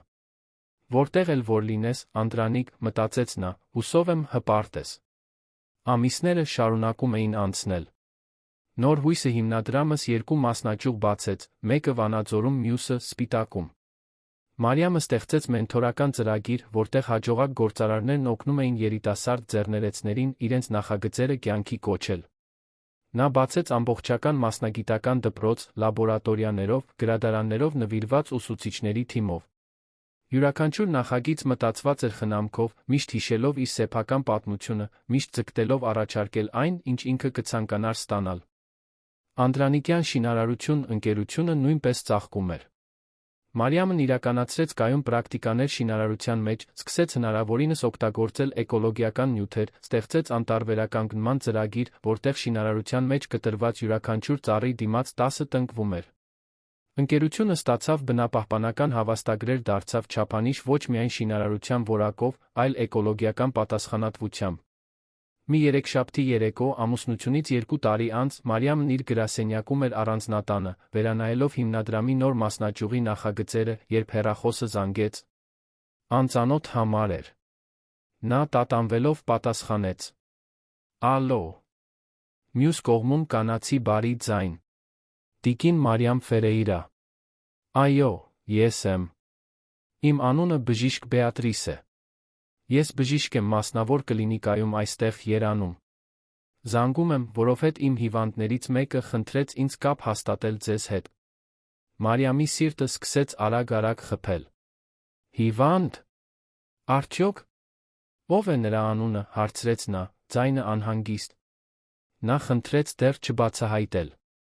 Բայց ասաց, որ կցանկանար, որ դուք իմանայիք, որ նա լավ է, որ նա հետում է այն ճանապարհորդությանը, որը խոստացել էր անել, որ աներակայելի հպարտ է այն կնոջով, որը դուք դարձել եք։ Ասաց նա, որ երբ ճիշտ ժամանակը գա, դուք նորից կհանդիպեք։ Անդրանիկն էր։ Պետք է որ նա լիներ։ Մարիամը զգաց, որ աչքերը լցվում են։ Նա իսկապես լավ է։ Կարող եմ խոսել նրա հետ։ Ցավում եմ, բայց նա այս պահին խոսելու վիճակում չէ։ Բայց ուզեց, որ ես փոխանցեմ այս հաղորդագրությունը։ Եվ որ ասեմ նա, որ պետք չէ նրան փնտրել։ Նա կվերադառնա, երբ ճիշտ ժամանակը լինի։ Զանգն ավարտվեց, Մարիամը մնաց բռնած հեռախոսը, հույզերի պտտահողմ անցնում էր նրա միջով։ Թեթացում, իմանալով, որ նա ողջ է։ Հիասթափություն, չկարողանալով տեսնել նրան։ Երախտագիտություն հաղորդագրության համար։ Եվ աճող վստահություն, որ Անդրանիկը կվերադառնա, ի վերջո, որ երբ դա տեղի ունենա, նա պատրաստ կլինի ցույց տալու նրան այն ամենը, ինչ կառուցել էր։ Գլուխ 4. Իսկական ժառանգությունը։ 3 տարի էր անցել ՔԿԳ-ի այն անսպասելի ամուսնությունից, 3 տարի, ինչ Մարիամի կյանքն այնքան դրամատիկորեն էր փոխվել, որ երբեմն նա դեռ արթնանում էր, կարծելով, թե երազում է։ Բայց դա երազ չէր։ Իրականություն էր։ Ամեն առավոտ, երբ աչքերը բացում էր առանձնատան այդ հսկայական սենյակում, ընկերության յուրաքանչյուր հանդիպում, հիմնադրամի յուրաքանչյուր այց, յուրաքանչյուր երիտասարդ, որին տեսնում էր աշխատանք գտնելիս, կյանքը փոխելիս, ամեն ինչ ինտենսիվ, հիասքանչ իրական էր։ Մարիամն այժմ 25 տարեկան էր, այն ամաչկոտ ու վախեցած աղջիկը, որին ստիպել էին ամուսնանալ մի անծանոթի հետ, ընդամենը հեռավոր հիշողություն էր։ Այն կինը, որը նա դարձել էր, ինքնավստահ էր, խոսուն, հարգված։ Նրա շագանակագույն մազերն այժմ կտրված էին ժամանակակից ոճով, նրա մեղրագույն աչքերը կորցրել էին այն հին տխրությունը ձեռք բերել նպատակի փայլ։ Նա հագնում էր էլեգանտ, բայց հարմարավետ հագուստ, միշտ պահպանելով հավասարակշռություն իր պաշտոնի պահանջած պրոֆեսիոնալիզմի իր բնույթին էական պարզության միջ։ Նոր հույսը հիմնադրամը ընդլայնվել էր Գյումրիից դուրս, մասնաճյուղեր ունենալով Շիրակի մարզի 10 քաղաքներում։ Ավելի քան 5000 երիտասարդ արդեն անցել էր ծրագրերով, փոխակերպման պատմությունները բազմապատկվում էին։ Ռաֆայելը, 18 տարեկան մի տղա, որն ապրում էր փողոցներում, անցել էր ծրագրավորման դասընթաց, այժմ աշխատում էր տեխնոլոգիական ընկերությունում արժանապատիվ աշխատավարձով։ Կամիլլան, 3 երեխաների միայնակ մայր, սովորել էր խոհարարություն հիմնադրամում բացել իր սեփական հրուշակեղենի խանութը։ Հովհաննեսը, որը 15 տարեկանում թողել էր ուսումը, վերադարձել էր սովորելու, այժմ սովորում էր ինժեներիա, ամբողջական կրթաթոշակով։ Հենց այս պատմություններն էին, որ Մարիամին գիշերները արթուն էին պահում, նոր նախագծեր պլանավորելով, երազելով ավելի շատ մարդկանց հասնելու, հույսը բազմապատկելու ուղիների մասին։ Անդրանիկյան շինարարություն ընկերությունը նույնպես ծաղկում էր նրա ղեկավարության ներքո։ Շրջանառությունը կրկնապատկվել էր, ոչ թե որովհետև Մարիամն ագահ էր, այլ որովհետև աշխատակիցներին վերաբերվելու շինարարության էթիկական որակը գրավում էին ավելի ու ավելի շատ հաճախորդների։ Ընկերությունները, կառավարությունները ցանկանում էին աշխատել մի կազմակերպության հետ, որը ոչ միայն շենքեր էր կառուցում, այլ արժանապատվություն էր կառուցում։ Մարիամն իրականացրել էր մի ծրագիր, որտեղ շահույթի 10%-ն ավտոմատ կերպով ուղղվում էր սոցիալական նախագծերին, նույնիսկ այս առատաձեռն նվիրատվությամբ ընկերությունը շարունակում էր շահութաբեր լինել։ Բայց չնայած ողջ հաջողությանը, ողջ ճանաչմանը, բոլոր ձեռքբերումներին, մի դատարկություն կար, որը Մարիամը չէր կարողանում լիովին լրացնել։ Անդրանիկի բացակայությունը մի վերք էր, որը չէր սպիանում, ոչ թե որովհետև նա սիրահարված էր նրան ավանդական ռոմանտիկ իմաստով, նրանք հազիվ էին ճանաչում միմյանց այդ մակարդակով, այլ որովհետև նրանց մեջ հոգիների կապ կար, մի խորը փոխըմբռնում, որը գերազանցում էր ժամանակն ու հանգամանքները։ Նա նրա մեջ տեսել էր մի բան, որը ոչ ոք չէր տեսնում, խաղադրույք էր կատարել նրա վրա, երբ ամբողջ աշխարհը կասկածում էր, փոխել էր նրա կյանքը ոչ թե դատարկ խոստումներով, այլ կոնկրետ առատաձեռն գործողություններով։ 1 տարի առաջ բժիշկ Բեատրիսի այն խորհրդավոր զանգից հետո Մարիամն այլս նորություններ չէր ստացել։ Շարունակում էր իր կյանքը, իր նախագծերը, իր պարտականությունները, բայց միշտ այն փոքրիկ համառ հույսով, որ մի օր Անդրանիկը կվերադառնա, որ մի օր նա կկարողանա գրկել նրան ասել շնորհակալություն, ոչ միայն նյութական բաների, այլ նրա մեջ հավատալու համար, երբ ինքն էլ իրեն չէր հավատում։ Հունիսյան շաբաթ առավոտ էր, հայկական ձմեռը բերում էր չոր հաճելի ցուրտ, երբ Մարիամը անսպասելի զանգ ստացավ։ Նա առանձնատան պատշգամբում էր, սուրճ էր խմում, վերանայում արդիկում հիմնադրամիս մեկ մասնաճյուղի բացման պլանները, երբ բջջայինը զանգեց։ Նորից անծանոթ համար։ Նա պատասխանեց արագ-արագ խփող սրտով, մի տարօրինակ զգացումով, որ ինչ-որ կարևոր բան է պատահելու։ Տիկին Մարիամ Ֆերեյրա, մյուս կողմի ձայնը տղամարդու էր, պաշտոնական, բայց բարի։ Այո, ես եմ։ Իմ անունը բժիշկ Ֆերդինանդ է։ Ես փաստաբան եմ, զբաղվում եմ միջազգային հարցերով։ Զանգում եմ պարոն Անդրանիկ Ֆերեյրայի անունից։ Մարիամը քիչ մնաց սուրճի բաժակը գցեր։ Անդրանիկ։ Նա լավ է։ Որտեղ է նա։ Կարող եմ խոսել նրա հետ։ Տիկին Մարիամ, խնդրում եմ հանգստանալ։ Պարոն Անդրանիկը լավ է, բայց մի կարևոր բան կա, որ նա կցանկանար, որ իմանայիք։ Նա վերադառնում է Հայաստան։ Կժամանի Գյումրի վաղը, կիրակի, շատ կցանկանար տեսնել ձեզ։ Եթե դուք համաձայն եք, նա առաջարկում է հանդիպում առավոտյան ժամը 10-ին առանձնատան այգում։ Այո, անմիջապես պատասխանեց Մարիամը, ձայնը դողում էր։ Այո, իհարկե։ Ես այնտեղ կլինեմ։ Խնդրում եմ, ասեք նրան, որ ես այնտեղ կլինեմ։ Նա շատ ուրախ կլինի իմանալ։ Մինչ վաղը, տիկին Մարիամ։ Զանգն ավարտվեց, Մարիամը նստած մնաց այնտեղ, անշարժ, փորձելով մարսել տեղեկությունը։ Անդրանիկը վերադառնում էր։ 3 տարի անց նա վերջապես վերադառնում էր։ Բոլոր հարցերը, որոնք կուտակել էր, բոլոր բաները, որ ուզում էր նրան պատմել, բոլոր հույզերը, որ պահել էր, ամեն ինչ հաջորդ օրը դուրս կգար։ Հազիվ էր հավատում։ Այդ շաբաթ օրը նրա կյանքի ամենաերկար օրն էր։ Մարիամը փորձեց շեղվել, վերանայելով փաստաթղթեր, ֆիլմեր դիտելով, գրքեր կարդալով, բայց ոչինչ չէր կարողանում նրա ուշադրությունը պահել 5 րոպեից ավելի։ Նրա միտքը լիովին կենտրոնացած էր հաջորդ օրվա հանդիպման վրա։ Ինչ կասեր նրան։ Ինչպիսին կլիներ նրան նորից տեսնելը։ Նա փոխված կլիներ։ Ինքն անշուշտ փոխվել էր։ Այն վախեցած աղջիկը, որին նա թողել էր, այլս գոյություն չուներ։ Նրա տեղում ուժեղ, կայացած մի կին էր, որը հարգել էր իր արած խոստման յուրաքանչյուր բառը։ Այդ գիշեր Մարիամը հազիվ կարողացավ քնել։ Պտտվում էր մահճակալում, նայելով առաստաղին, պատկերացնելով սցենարներ։ Երբ վերջապես քնեց, երազեց առանձնատան այգու մասին, Անդրանիկի մասին, որը ժպտում էր իրեն, գրկախառնությունների բառերի մասին, որոնք պետք է ասվեին։ Արթնացավ լուսաբացից առաջ, սիրտը արդեն արագ-արագ խփում էր։ Վեր կացավ, երկար լոգանք ընդունեց, ընտրեց պարզ, բայց էլեգանտ զգեստ, բաց կապույտ երանգով, հիշելով այն զգեստը, որը հագել էր ամուսնության օրը։ Մազերը հավաքեց ցածր պոչով, դրեց միայն մի զուսպ ականջող։ Ուզում էր գեղեցիկ լինել, բայց ուզում էր, որ նա իր մեջ ճանաչեր այն մարդու էությունը, որին ճանաչել էր, ոչ թե մեկին, որը փոխվել էր շքեղությունից։ Առավոտյան ժամը 9:30-ին Մարիամն արդեն այգում էր, նստած շատրվանի մոտի փայտե նստարանին, ձեռքերը խաչած ծնկներին, փորձելով զսպել անհանգստությունը։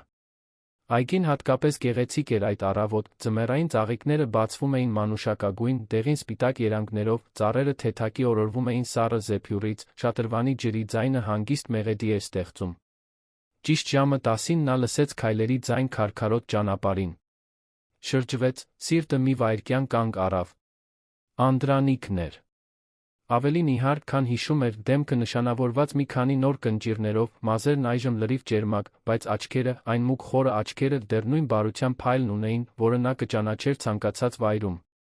Նա կանգնեց նրանից մի քանի մետր հեռավորության վրա, պարզապես նայելով, կարծես յուրացնում էր յուրաքանչյուր մանրուք։ Այնուհետ ժպտաց, այն մեղմ հայրական ժպիտը, որը նա առաջին անգամ տեսել էր 3 տարի առաջ։ Մարիամ, դու գեղեցիկ ես։ Եվ դրանից ավելին, դու փայլում ես։ Նա ոտքի կանգնեց, ոտքերը դողում էին, չիմանալով, պետք է վազի դեպի նա, թե սպասի։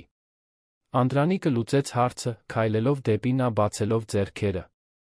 Մարիամը նետվեց այդ գրկի մեջ, զգալով, որ արցունքները վերջապես ազատ հոսում են։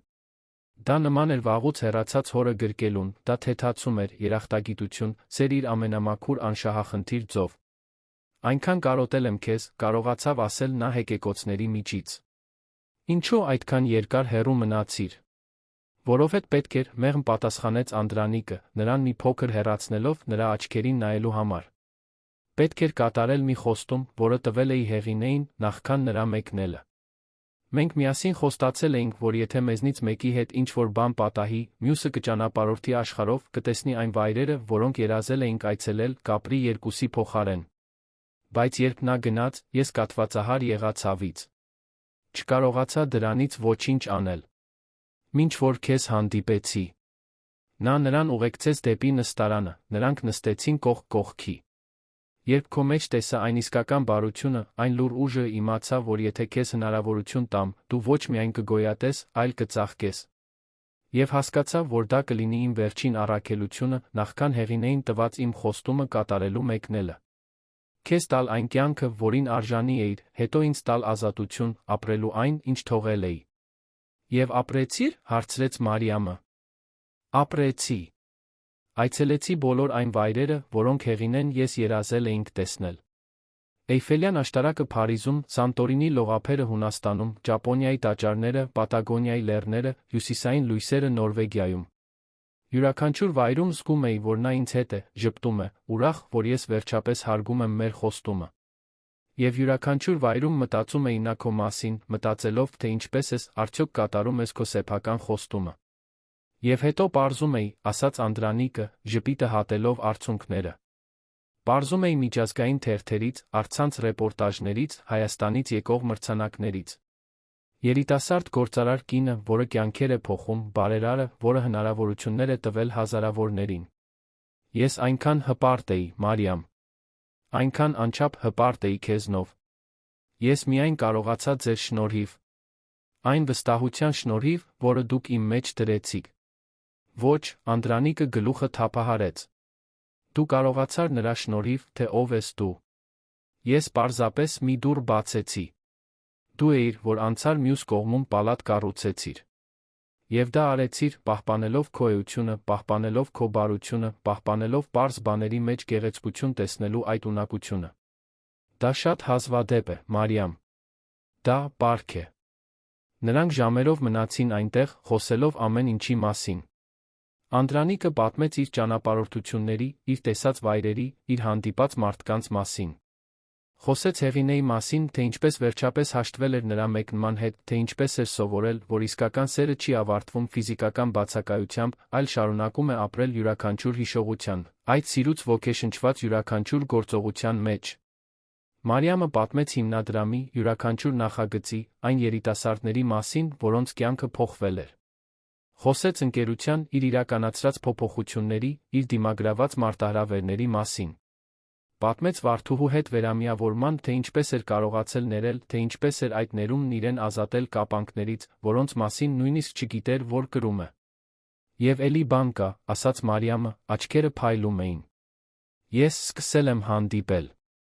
6 ամիս առաջ մեկի հետ ծանոթացա, մի ուսուցչի, որն աշխատում է հիմնադրամում։ Նրա անունը Դանիել է, նա բարի է, համեստ, ինձ ծիծաղեցնում է։ Նա ոչ մի կապ չունի փողի կամ կարգավիճակի հետ, նա ինձ սիրում է նրա համար, ով ես եմ։ Եվ ես սովորում եմ նրան նույնպես սիրել։ Անդրանիկը լայն ժպտաց։ Դա ինձ անչափ ուրախացնում է։ Դու արժանի ես քո կողքին մեկին ունենալ, մեկին, ով տեսնում է քո արժեքը։ Դանիելը բախտավոր մարդ է։ Իրականում, շարունակեց նա տատանվելով, մենք մտածում էինք ամուսնանալու մասին։ Բայց ես ուզում էի ձեր օրհնությունը նախքան դա։ Ուզում էի, որ դուք այնտեղ լինեիք, եթե հնարավոր է։ Ի վերջո, մենք դեռ օրինականորեն ամուսնացած ենք։ Թե մենք երբեք։ Գիտեմ, Անդրանիկը նրբորեն ընդհատեց նրան։ Եվ ես արդեն ամեն ինչ կազմակերպել եմ։ Ինձ հետ բերել եմ անվավեր ճանաչելու փաստաթղթերը։ Կարող ենք այսօր իսկ ստորագրել, եթե ուզում ես։ Քեզ լիովին ազատելով, ապրելու քո կյանքն այնպես, ինչպես պետք է ապրվի։ Մարիամը կրծքավանդակում սեղմոց զգաց։ Նրա մի մասը գիտեր, որ դա ճիշտ էր, անհրաժեշտ։ Բայց մյուս մասը զգում էր, որ այն թուղթը, որը նրանց միացնում էր, վերջին ֆիզիկական կապն էր այն մարդու հետ, որը փոխել էր ամեն ինչ իր համար։ Շնորհակալություն, շշնջաց նա։ Շնորհակալություն ամեն ինչի համար։ Նրանք ստորագրեցին փաստաթղթերն հենց այնտեղ, այգում, բժիշկ Մարտիրոսի վկայությամբ։ Դա նույնքան պարզ արարողություն էր, որքան ամուսնությունը, բայց այս անգամ, տխրության փոխարեն, խաղաղություն կար։ Ցիկլերի ավարտի, կատարված խոստումների, միահյուսված հետո իրենց սեփական ճանապարհներով գնացող ճակատագրերի խորը խաղաղություն։ Դրանից հետո Անդրանիկը անսպասելի բան արեց։ Վեր կացավ, քայլեց դեպի իր բերած ուսապարկը, հանելով մի հին փայտե տուփ, որը մշակված էր նուրբ մանրամասներով։ Սա հեղինեինն էր, ասաց նա, տուփը տալով Մարիամին։ Նա միշտ ուզում էր, որ այն փոխանցվի մեկին, ով կհասկանա դրա արժեքը։ Կարծում եմ, դու այդ մարդն ես։ Մարիամը զգուշորեն բացեց տուփը։ Ներսում նամակների հավաքածու կար, ձեռագիր, կարմիր ժապավենով կապված։ Նամակները, որոնք Հեղինեն գրել է ինձ մեր համատեղ կյանքի ընթացքում, բացատրեց Անդրանիկը։ Սիրո, քաջալերանքի, իմաստության խոսքեր։ Կարդա դրանք, երբ ուղղորդման կարիք ունենաս։ Երբ պետք լինի հիշել, որ իսկական սերն առատաձեռն է, համբերատար, հավերժական։ Մարիամը տուփը սեղմեց կրծքին, չափազանց հուզված խոսելու համար։ Այնուհետ Անդրանիկս մեկ անակնկալ բացահայտեց։ Ուզում եմ նա, որ իմանաս, որ Լոռու մարզի լեռներում գտնվող կալվածքը, այն ագարակը, որը միշտ օգտագործել եմ որպես ապաստան, այժմ գրանցված է Նոր հույսը հիմնադրամի անունով։ Այն կարող է վերածվել հանգստի կենտրոնի քո ծրագրերի երիտասարդների համար, մի վայր, որտեղ նրանք կարող են հանգստանալ, մտածել, կապվել բնության հետ։ Անդրանիկ, դուք ինձ արդեն այնքան բան եք տվել։ Պետք չէ։ Պետք է։ Որովհետև իմ հարստությունը իմաստ ունի միայն այն դեպքում, եթե օգտագործվում է աշխարհում ավելի շատ բարություն ստեղծելու համար։ Եվ դու, Մարիամ, այդ բարության մարմնացումն ես։ Այնպես որ ընդունիս սա ոչ թե որպես նվեր ինձնից քեզ, այլ որպես իմ ներդրումն այն առաքելությանը, որը դու կառուցում ես։ Նրանք մնացին այգում, մինչ արը սկսեց մայր մտնել, երկինքը ներկելով նարնջագույն վարդագույն երանգներով։ Անդրանիկը պատմեց, որ Սանի ափին մի փոքրիկ տուն է գնել, որտեղ մտադիր է իր վերջին տարիներն անցկացնել խաղաղության մեջ, հուշեր գրելով, այգի խնամելով, պարզ ապրելով։ Բայց ես կայցելեմ քեզ, երբ կարողանամ, խոստացավ նա։ Ուզում եմ հետել հիմնադրամի աճին, ուզում եմ ծանոթանալ Դանիելի հետ, ուզում եմ ներկա լինել կարևոր պահերին։ Ոչ թե որպես ամուսին, ոչ թե որպես հայր, այլ որպես ընկեր, որը քեզ հավատում է ավելի շատ, քան որը մեկն այս աշխարհում։ Եվ ես ուզում եմ, որ դուք իմանաք, ասաց Մարիամը, նրա ձեռքերը բռնելով իր ձեռքերի մեջ, որ այն ամենը, ինչ կառուցել եմ, այն ամենը, ինչ դարձել եմ, այն պատճառով է, որ դուք ինձ ցույց տվեցիք, որ ես արժեք ունեմ։ Որ բարությունը թուլություն չէ։ Որ առատաձեռնությունը միամտություն չէ։ Դուք ինձ փրկեցիք, Անդրանիկ։ Ոչ միայն աղքատությունից կամ արամարանքից, այլ այն համոզմունքից, որ ես ոչնչի արժանի չեմ։ Ինձ փրկեցիք ինքս ինձնից։ Ոչ, մեղմ ասաց Անդրանիկը, աչքերը փայլում էին արցունքներից, որոնք սպառնում էին թափվել։ Դու քեզ փրկեցիր։ Ես պարզապես մի մոմ վառեցի։ Դու էիր, որ այդ բոցը վերածեցիր մի փարոսի, որն այժմ լուսավորում է հազարավոր կյանքեր։ Երբ Անդրանիկը վերջապես հրաժեշտ տվեց, խոստանալով վերադառնալ Մարիամի Դանիելի հարսանիքին, որը տեղի կունենար 3 ամսից, նա մնաց այգում, դիտելով նրա հեռացող մեքենան։ Բայց այս անգամ տխրություն կամ դատարկություն չզգաց։ Լիություն զգաց։ Երախտագիտություն զգաց։ Զգաց, որ ամեն ինչ տեղը ընկավ ճիշտ այնպես, ինչպես պետք է։ Հաջորդ ամիսներին Մարիամը գլխովին ընկղմվեց հարսանեկան նախապատրաստությունների հիմնադրամի նոր նախագծերի մեջ։ Լոռու մարզի լեռներում գտնվող ագարակը վերածվեց հիանալի հանգստի կենտրոնի, հարմարավետ տնակներով, մեդիտացիայի սենյակներով, էկոլոգիական արահետներով, օրգանական բանջարանոցով, որտեղ երիտասարդները կարող էին սովորել կայուն գյուղատնտեսության մասին։ 50 դեռահասներից բաղկացած առաջին խումբը մի շաբաթ անցկացրեց այնտեղ վերադարձավ փոխված, ավելի ինքնավստահ, ավելի կապված իրենց հետ։ Մարիամի Դանիելի հարսանիքը տեղի ունեցավ ագարակի մատուռում մտերմիկ արարողությամբ, ընդամենը 50 հյուրերով, ներառյալ Անդրանիկը, բժիշկ Մարտիրոսը, տիկին Շուշանը հիմնադրամով անցած մի քանի երիտասարդներ։ Մարիամը հագել էր պարզ սպիտակ ժանյակեսկեստ, առանց շքեղության, կրում էր ագարակի սեփական այգուց հավաքված ծաղիկների փունջ։ Դանիելը, 30 տարեկան մի տղամարդ, բարի աչքերով հեշտ ժպիտով, լաց եղավ, երբ տեսավ նրան քայլելիս դեպի խորան։ Անդրանիկը առաջին շարքում էր, բժիշկ Մարտիրոսի կողքին, երբ Մարիամն անցավ նրա կողքով, նա շշնջաց. Հեղինեն այնքան ուրախ կլիներ տեսնել սա։ Ես այնքան ուրախ եմ տեսնել սա։ Արարողությունը հուզիչ էր, զույգի կողմից գրված ուղտերով, գործընկերության, հարգանքի համատեղ աճի խոստումներով։ Երբ նրանք հայտարարվեցին ամուսին կին, բոլոր ներկաները ծափահարեցին լաց եղան, տոնելով ոչ միայն մի միություն, այլ փրկագնման, փոխակերպման սիրո պատմություն իր ամենամաքուր ձեռով։ Հաջորդող խնջույքին, որը պարզ էր, բայց ուրախ, կենդանի երաժշտությամբ հիմնադրամի թիմի կողմից պատրաստված տնական ուտեստներով, Անդրանիկը հուզիչ կենաց ասաց. Բարձրացրեց շամպայնի բաժակը, ասաց ամուր, բայց հուզված ձայնով.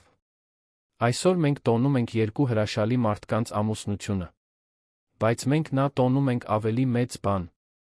Մենք տոնում ենք կենդանի ապացույցը, որ բարությունը միշտ հաղթում է։ Որ համեստությունը ուժ է։ Որ տալն ավելի հզոր է, քան ստանալը։ Մարիամ, դու վերցրեցիր մի կյանք, որը կարող էր ավարտվել դառնությամբ, վերածեցիր այն հույսի փարոսի։ Սա է իսկական ժառանգությունը։ Ոչ թե փողը, ոչ թե կալվածքները, ոչ թե մրցանակները։ Ժառանգությունը յուրաքանչյուր կյանքի մեջ է, որին դու դիպել ես, յուրաքանչյուր երիտասարդի մեջ, որին ոգեշնչել ես, յուրաքանչյուր առատաձեռնության գործի մեջ, որը տարածել ես աշխարհով։ Հեղինեն, ես մեր բաժակներն ենք բարձրացնում քո կենացը, որտեղ էլ որ լինենք։ Մարիամն ազատ լաց եղավ, գրկված Դանիելի կողմից, շրջապատված մարդկանցով, որոնց սիրում էր, Շիրակի մարզի աստղազարդ երկնքի տակ։ Նա 25 տարեկան էր, մի ամբողջ կյանք առջում, վերջապես հասկանում էր, թե ինչ էր Անդրանիկը փորձում սովորեցնել ի սկզբանե։ Իսկական հարստությունը ոչ թե առանձնատներում կամ բանկային հաշիվներում էր, այլ նրանում, թե ինչ ունես, օգտագործելու կարողության մեջ, հույս սերմանելու այնտեղ, որտեղ նախկինում միայն հուսահատություն կար։ 5 տարի անց նոր հույսը հիմնադրամը ընդլայնվել էր Հայաստանի բոլոր մարզերում, ազդելով ավելի քան 50,000 երիտասարդի վրա։ Մարիամը Դանիելը 2 երեխա ունեցան, Հեղինե Անդրանիկ, անուններ, որոնք ընտրվել էին հարգելու նրանց, ովքեր փոխել էին ամեն ինչ։ Անդրանիկը, այժմ 70 տարեկան, պարբերաբար այցելում էր ընտանիքին, միշտ բերելով իր ճանապարհորդությունների պատմությունները, լավ ապրած կյանքի ընթացքում կուտակած իմաստությունը։ Մի կիրակի կեսօր, նստած ագարակի պատշգամբում, մինչ երեխաները խաղում էին այգում, Մարիամը նայեց Անդրանիկին, ասաց. Գիտեք, ես դեռ մտածում եմ այն 3 օրերի մասին պարզ տանը, որպես իմ կյանքի ամենակարևոր օրեր։ Այնտեղ, առանց շքեղության, առանց հարստության, պարզապես բարությամբ հարգանքով, դուք ինձ ցույց տվեցիք, թե ով կարող էի լինել։ Անդրանիկը ժպտաց, աչքերը փայլում էին տարիների իմաստությամբ։ Իսկ դու ինձ ցույց տվեցիր, որ իմ կյանքը դեռ նպատակ ունի։ Որ նույնիսկ կորստից հետո դեռ հնարավոր է գեղեցկություն ստեղծել աշխարհում։ Մենք փոխադարձաբար փրկեցինք իրար, Մարիամ։ Սա է իսկական կապերի կախարդանքը։ Նրանք մնացին այնտեղ, դիտելով մայրամուտը, որը ներկում էր երկինքն անհավանական գույներով, երկու հոգի, որոնք հանդիպել էին ճիշտ պահին, փոխել միմյանց ուղին, ապացուցել, որ բարությունը, երբ տնկվում է բերրի հողում, միշտ ծաղկում է արտասովոր մի բանի։ Աղքատ աղջիկը, որին ստիպել էին ամուսնանալ 60 տարեկան տղամարդու հետ, 3 օր անց հայտնաբերեց, որ նա միլիոնատեր է։ Բայց տարիներ անց հայտնաբերեց շատ ավելի արժեքավոր բան, որ իսկական հարստությունը այն առատաձեռնության մեջ էր, որը շարունակում էր փայփայել, այն սրտերի մեջ, որոնց դիպչում էր, այն կյանքերի մեջ, որոնք փոխում էր։ Եվ որ ամենամեծ նվերը, որ Անդրանիկը նրան տվել էր, ոչ թե փողն ու կալվածքներն էին, այլ անսասան վստահությունը, որ նա միշտ ունեցել է, միշտ կունենա հսկայական արժեք, անկախ որ է արտաքին հանգամանքից։ Եվ այդ վստահությունը ավելին, քան ցանկացած հարստություն, այն էր, ինչ թույլ տվեց Մարիամին կառուցել մի ժառանգություն, որը կտեր սերունդներ, տարածելով հույս, սերմանելով բարություն օրեցօր ապացուցելով, որ իսկական սերն արտահայտվում է ոչ թե դատարկ խոսքերով, այլ փոխակերպող գործողություններով, որոնք արձագանքում են հավերժության մեջ։